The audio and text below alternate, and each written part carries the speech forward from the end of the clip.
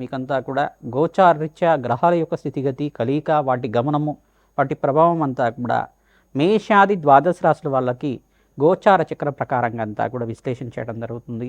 ఈ రోజున మనం చెప్పబోయే టాపిక్ ఏంటంటే ప్రధానంగా చూసుకుంటే 2026 ఆంగ్ల సంవత్సర ఫలితాల్లో భాగంగా ప్రధానంగా చూసుకుంటే ఈ యొక్క సంక్రాంతి వేళ నుంచి ఎటువంటి శుభ కార్యక్రమాలంతా కూడా విశేషంగా పుణ్యయోగాలు సిద్ధించడానికి సంక్రాంతి సందర్భంగా మీకంతా కూడా మేషాది ద్వాదశ రాశుల వాళ్ళకి ఈ యొక్క ఆంగ్ల సంవత్సర ఫలితాల్లో భాగంగా జనవరి నుంచి డిసెంబర్ దాకా ఈ పండగ నుంచి మీరు ఎటువంటి పుణ్య కార్యక్రమాలు ఆచరించుకుంటే మీ జీవితం అంతా కూడా రాజయోగంగా మారడానికి విశేషమైన పరిష్కారాలంతా కూడా చెప్పడం జరుగుతుంది.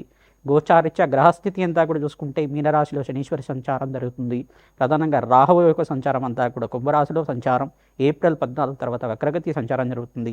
ప్రధానంగా సప్తమ స్థానంలో అంటే ప్రధానంగా చూసుకుంటే సింహరాశిలో అంతా కూడా ఈ యొక్క కేతు యొక్క సంచారం ఏప్రిల్ 14 తర్వాత వక్రగతి సంచారం జరుగుతుంది. బృహస్పతి యొక్క మార్పు అంతా కూడా చూసుకుంటే ఇక్కడ మిథున రాశిలో అంతా కూడా రాజయోగ కారుగా మారి అంతా కూడా అతిచారం నుంచి మళ్ళీ తిరోగమనంలో అంతా కూడా మార్పు చెందడం జరిగింది. మళ్ళీ చూసుకుంటే జూన్ 14 తర్వాత కర్కాటక రాశిలో ఉచ్చస్థానంలో మార్పు జరుగుతుంది. ఈ యొక్క సూర్యగ్రహం అంతా కూడా చూసుకుంటే సవిత్ర సూర్యనారాయణ స్వామి అంతా కూడా జనవరి 1వ తారీఖు నుంచి అంతా కూడా ప్రధానంగా ఇక్కడ ధనుసు రాశులు అంతా కూడా చతుర్గ్రహ కూటమితోటి కలుగుతూ ఉంటారు.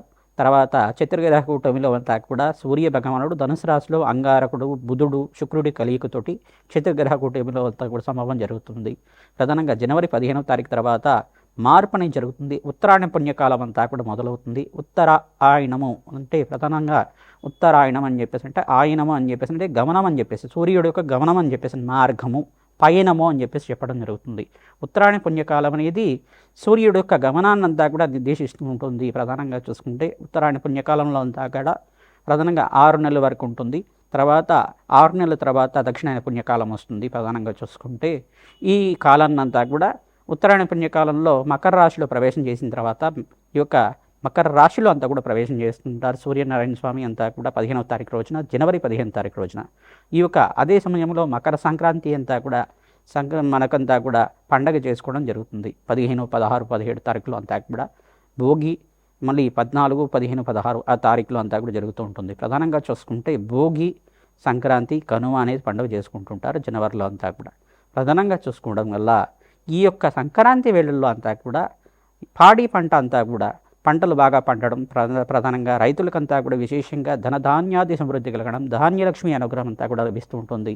పంట వల్ల వాళ్ళకంతా కూడా ఆ సమయానికంతా కూడా పంట చేకూర్చి మీకంతా కూడా పంట వల్ల మీకంతా కూడా ఆర్థికంగా ఉన్నత స్థితి కలగడానికి మరియు పంటకి సహకరించిన పశుపక్షాతులకి ఎవరైతే ఉంటారో ప్రధానంగా పశువులకంతా కూడా ప్రధానంగా గోమాతకంతా కూడా పూజ చేయడం ఎద్దులకి పూజ చేయడం బసవన్నకులు పూజ చేయడం అన్నవంతా కూడా యోగకరంగా ఉంటుంది.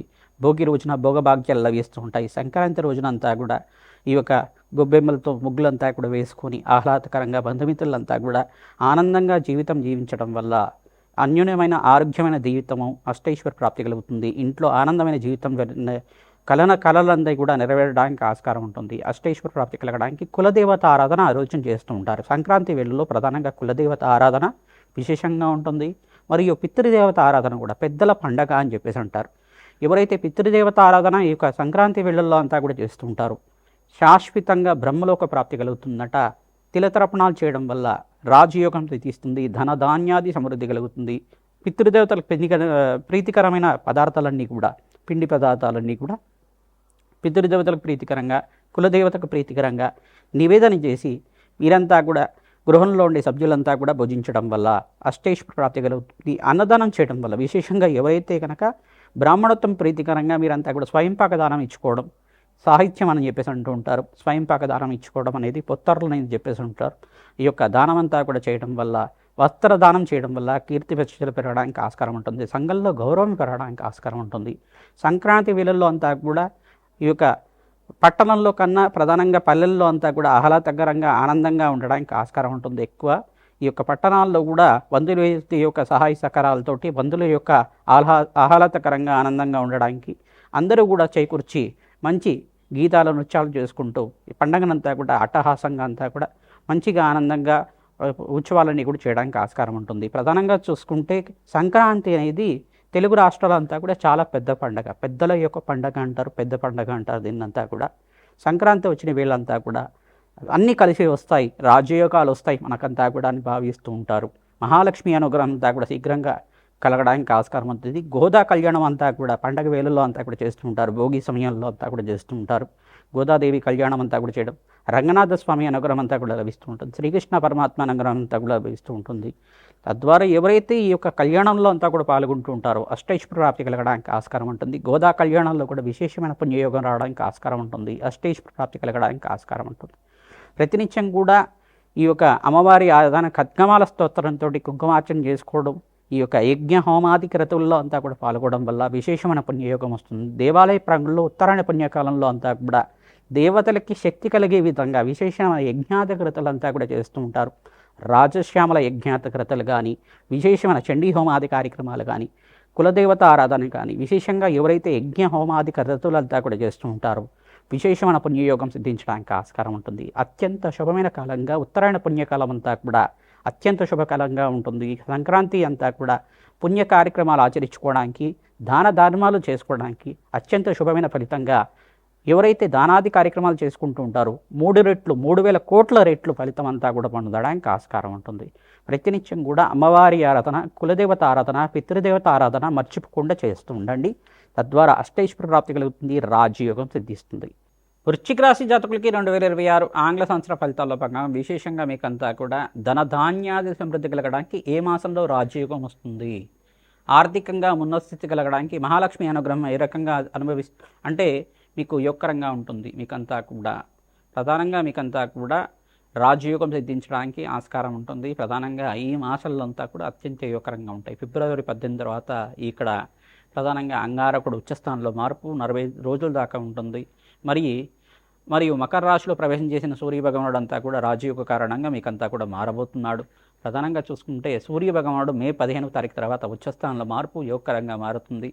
ఏప్రిల్ 18 తర్వాత శుక్రుడు అంతా కూడా ఉచ్చస్థానంలో మార్పు, మీనరాశిలో సంచారం, శనీశ్వరుడితో పాటు కలికంతా కూడా రాజయోగంగా మారుతుంది. ప్రధానంగా బృహస్పతి ఉచ్చస్థానంలో మార్పు అంతా కూడా యోగకరంగా మారి మీకంతా కూడా రాజయోగంగా ఇవ్వబోతుంది. 1,00,000 దోషాలు పోగొడతాడు. ప్రధానంగా బృహస్పతి అనుగ్రహం వల్ల, బృహస్పతి గ్రహం యొక్క అనుగ్రహం వల్ల మీకు రాజయోగంగా మారుతుంది. దత్తాత్రేయ శాంతి హోమాది కార్యక్రమాలు ఆచరించుకోవాలి. మూలమంత్ర సహితంగా, శ్రీరామ మూలమంత్ర సహితంగా, హనుమత్ మూలమంత్ర సహితంగా సంపుటితంగా చేసి మన్యసూక్త పారాయణంతో మన్యసూక్త హోమాది కృతులంతా కూడా ఆంజనేయ స్వామి మూలమంత్ర సహితంగా పంచముఖ ఆంజనేయ స్వామి స్తోత్రం అంతా కూడా పఠించుకోవడం, పంచముఖ ఆంజనేయ స్వామి కవచానంతా కూడా వేద బ్రాహ్మణతో పారాయణం చేయించడం వల్ల దుష్టబాధలు, దుష్టపీడ, సర్వగ్రహదోష నివారణ అంతా కూడా నివారణ అవడానికి ఆస్కారం ఉంటుంది. పుణ్యక్షేత్ర దర్శనాలంతా కూడా ఆచరించుకోవడం వల్ల దుష్టగ్రహ దోష నివారణ అంతా కూడా హనుమత్ కవచాన్ని పారాయణం చేయించడం వల్ల విశేషమైన పుణ్య ఫలితాలు పొందుతారు. మహాకాళి మూలమంత్ర సహితంగా జపము హోమాది కార్యక్రమాలు ఆచరించుకోవడం, విశేషమైన ద్రవ్యాలతోటి ప్రదోష కాలంలో యజ్ఞము హోమాది కార్యక్రమాలు ఆచరించుకోవడం, ప్రత్యంగరాదేవి మూలమంత్ర సహితంగా జపము హోమాది కార్యక్రమాలు ఆచరించుకోవడం, ప్రత్యంగరాదేవికి అభిషేక హోమాది కార్యక్రమాలు ఆచరించుకోవడం వల్ల ప్రబలంగా ఉండి సకల గ్రహదోష నివారణం అంతా కూడా అవడానికి ఆస్కారం ఉంటుంది. శత్రుబాధలు, శత్రుబీడలు, నరఘోష, నరశాపం, నరదుఃఖం అంతా కూడా పటాపంచలు అవ్వడానికి ఆస్కారం ఉంటుంది. ప్రతినిత్యం కూడా అమ్మవారి ఆరాధన విశేషంగా చేస్తూ ఉండండి. ఈ ప్రత్యంగరాదేవి హోమాది కార్యక్రమాలు, ప్రత్యంగరాదేవి మూలమంత్ర సహితంగా బగ్లాముఖి శాంతి హోమాది కార్యక్రమాలు ఆచరించుకున్న వాళ్ళకి విశేషమైన పుణ్యశాంతి కలుగుతుంది, రాజయోగం సిద్ధిస్తుంది. ఎవరైతే కనుక ఈ జపము హోమాది కార్యక్రమాలు నియమనిష్టలతో చేస్తూ ఉంటారో, బ్రాహ్మణత్వంతో, వేద బ్రాహ్మణత్వంతో ఆచరించడం వల్ల రాజయోగం సిద్ధిస్తుంది. రాజశ్యామల యజ్ఞాధికరితలు ఆచరించుకోవాలి. ప్రధానంగా జన్మజాతకంలో గ్రహదోషాలు ప్రబలంగా ఉండే వాళ్ళు ఈ గ్రహశాంతులు ఆచరించుకోవడం రాజయోగంగా ఉంటుంది. మీకంతా కూడా సుబ్రహ్మణ్య స్వామి కళ్యాణం ఆచరించుకోవడం వాళ్ళకి వివాహాది శుభకార్యాలు జరగడానికి ఆస్కారం ఉంటుంది. శ్రీమాత్రే నమః. మేషాది ద్వాదశ రాశుల వాళ్ళకి 2026 ఆంగ్ల సంవత్సర ఫలితాల్లో భాగంగా సంపూర్ణ విశ్లేషణ అంతా కూడా చేయడం జరిగింది. ప్రధానంగా చూసుకుంటే ఈ 5 గ్రహాలంతా కూడా రాజయోగానికి కారణమవుతాయి. ప్రధానంగా మీకంతా కూడా ఈ సంవత్సరం అంతా కూడా 5 గ్రహాలంతా కూడా అన్ని రాశుల వాళ్ళకి యోగకరంగా మారబోతున్నాయి. ప్రధానంగా బృహస్పతి, శుక్రుడు, అంగారకుడు మరియు శనీశ్వరుడు, సూర్య భగవానుడు ఈ గ్రహాలన్నీ కూడా యోగకరంగా మారబోతున్నాయి. తద్వారా ఆర్థికంగా ఉన్నత స్థితి కలగడానికి, అష్టైశ్వర్య ప్రాప్తి కలగడానికి ఈ గ్రహాలకంతా కూడా జపము హోమాది కార్యక్రమాలు, మేషాది ద్వాదశ రాశుల వాళ్ళు మీరంతా కూడా జన్మజాతకం ప్రకారం కావచ్చు, గోచార చక్ర ప్రకారంగా కావచ్చు, మీరు ఈ గ్రహాలకి విశేషమైన శాంతులు ఆచరించుకోవడం వల్ల ఆకస్మిక ధనవయోగం ధనలాభాలంతా కూడా సిద్ధించడానికి ఆస్కారం ఉంటుంది. విశేషంగా ఈ ఉత్తరాయణ పుణ్యకాలంలో ఎవరైతే కనుక సంక్రాంతి వేళల్లో అంతా కూడా విశేషంగా పితృదేవత ఆరాధన ఆచరిస్తూ ఉండాలి. తిలతర్పణాలు తిలహోమాలు ఆచరించడం, పితృదేవతల ప్రీతికరంగా విశేషమైన వివేదనంతా కూడా చేయడం, పిండి పదార్థాలన్నీ కూడా ఆచరించడం, మీ యొక్క బ్రాహ్మణత్వం ప్రీతికరంగా మహావిష్ణు స్వరూపంగా ఉన్న బ్రాహ్మణత్వంకంతా కూడా స్వయంపాక దానం చేసుకోవడం, కూష్మాండ దానం చేయడం, వస్త్రదానం చేయడం, దక్షిణ దానం చేయడం ప్రధానంగా అంతా కూడా యోగకరంగా ఉంటుంది, రాజయోగ కారణంగా ఉంటుంది. ప్రధానంగా ఎవరి జాతకంలో గనక గ్రహస్థితి మెరుగ్గా లేదు, మాకంతా కూడా శత్రుభయాలు ఉన్నాయి, ప్రధానంగా మాకంతా కూడా చెడుపీడ జరిగింది అనే ప్రభావంగా ఉంది అని చెప్పేసి బాధపడుతుంటే కనుక మీరు తంత్రశాస్త్రంలో చెప్పిన ప్రధానంగా మీరంతా కూడా ఆచరించండి. మహాకాళి పుణ్యక్షేత్రాలు దర్శనం చేసుకుంటూ ఉండండి. మహాకాళి పుణ్యక్షేత్రంలో నిద్ర చేయడానికి ప్రయత్నం చేయండి. విశేషమైన పుణ్యప్రాప్తి కలగడానికి ఆస్కారం ఉంటుంది. ఆంజనేయ స్వామివారి దేవాలయంలో కూడా నిద్ర చేయడానికి ప్రయత్నం చేయండి. ఎటువంటి గ్రహ దోషాలు ఉన్నా కానీ నివారణ అవుతూ ఉంటుంది. మన్యసూక్త పారాయణం ఆచరించాలి. పవమాన సూక్తం అనే సూక్తం ఉంటుంది. ఆ సూక్తంతో విశేషమైన హోమాది కార్యక్రమాలు ఆచరించుకోవడం విశేషమైన పుణ్యప్రాప్తి కలగడానికి ఆస్కారం ఉంటుంది. వడమాలను సమర్పించి తేనెను కూడా నివేదన చేయడం వల్ల ఆంజనేయ స్వామికి ప్రధానంగా సింధూర అభిషేకాది కార్యక్రమాలు ఆచరించుకోవడం వల్ల ఆంజనేయ స్వామి అనుగ్రహం వల్ల సకల దుష్టగ్రహ పీడలంతా కూడా పోవడానికి ఆస్కారం ఉంటుంది. శ్రీమాత్రే నమః.